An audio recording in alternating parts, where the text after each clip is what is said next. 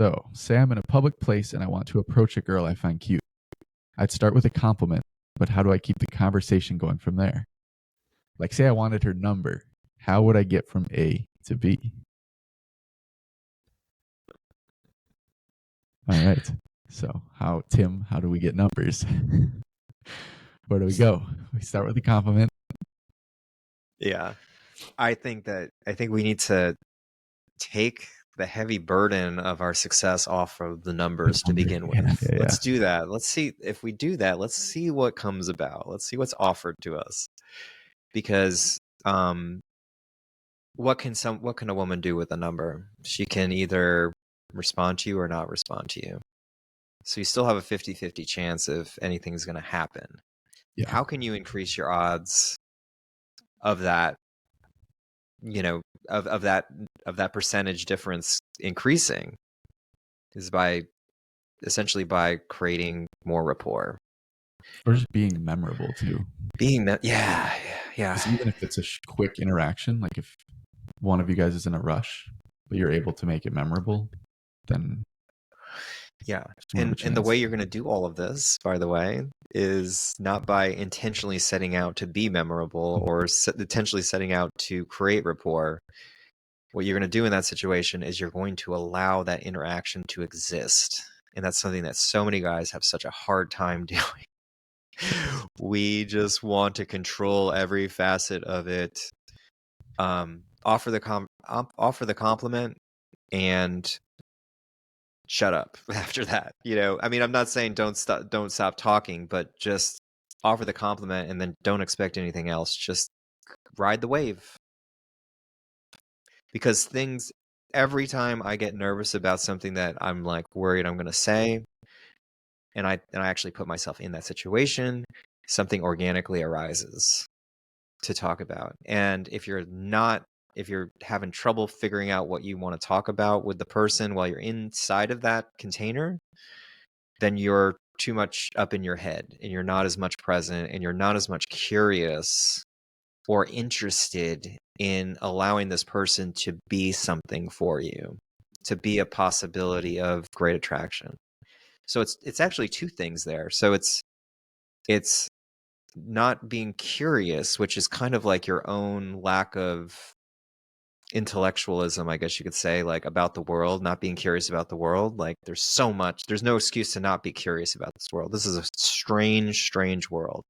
I have no idea why we're here. Right. Especially when you're approaching a girl, like that's a crazy experience. And there's so much to be like curious about in that moment. Absolutely. And then the second thing though is like, maybe in a lot of cases, people don't want to open up those doors. Maybe they're afraid if they do, there might be an even bigger challenge on the other side. Yeah. And they're so happy with just getting to that point where they actually compliment the girl that they're like, okay, I did my thing, I'm out. I mean, that kind of thing happens all the time, right, Will? That's to me. All the time. All the time. We're like, okay, I did the thing. Now I can go, right? But sticking around, allowing for whatever happens to come up. I mean, you're literally walking into a grab bag. Yeah. And there's no way that you're going to be able to control any of it. Yeah. And then like there's I think a recognition. So I talked to someone today who was telling me that they have this issue. They're like, I just don't know what I'm going to say. And that's one of the things stopping him from doing the approach in the first place. We have another guy in our meetup group, similar issue. But then I'm having a conversation with this person, and I'm like, you know what to say now. Like, you're talking to me. So it's clear that it's a blocker. It's not that they don't know what to say. It's that they're blocking themselves in some way. It's essentially an excuse, right? Yeah. I mean, it is for sure. Yeah. And it's a self-fulfilling prophecy. Yeah. Where you tell yourself you're not going to know what to say. Now you go in there telling yourself that.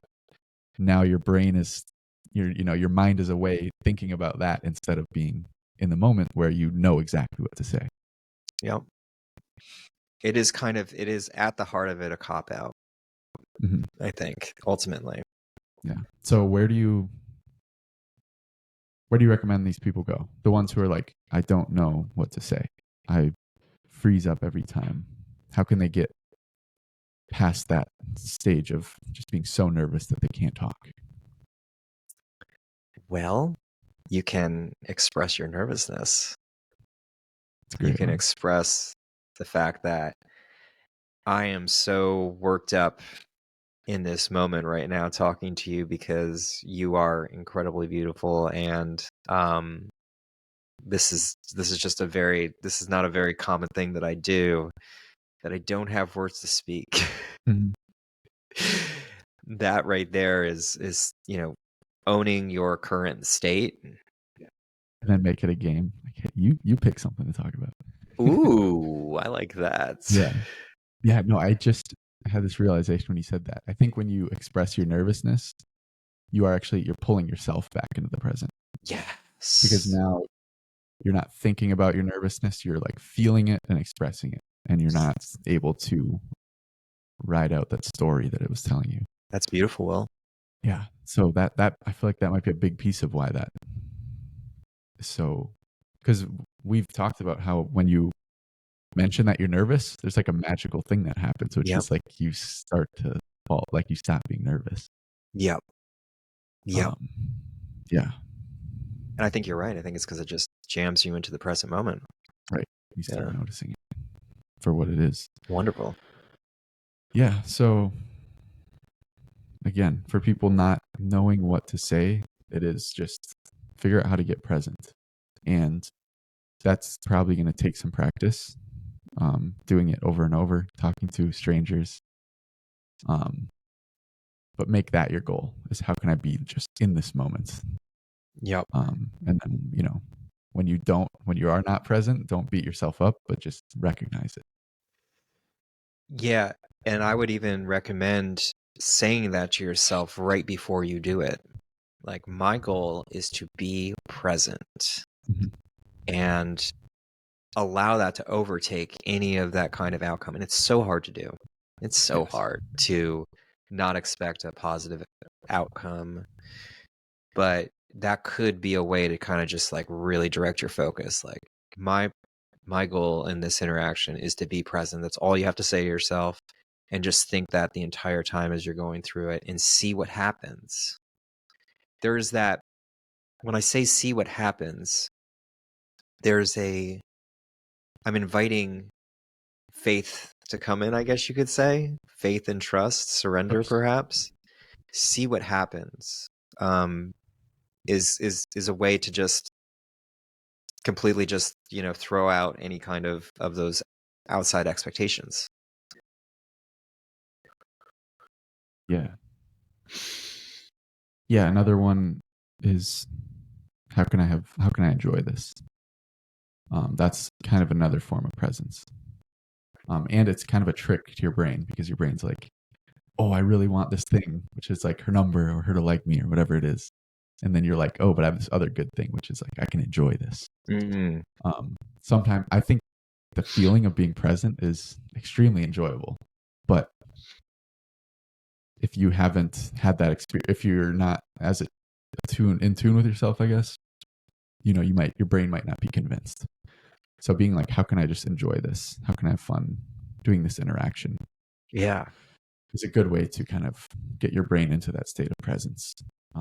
And What kind of joy can I bring to this person in our interaction? Mhm. How can I pep them up? How can I excite them? How can I brighten their day? Those are all things that really, when I get out there and I'm nervous, when I say those things to myself, they really make a huge difference. Yeah. You really want to be in service out here, out when you're out talking to women. We talked before about beauty needs a witness, inspiring beauty in the world, inspiring beauty in the eyes of the women that you find beautiful is such a true gift that you have at your disposal all the time.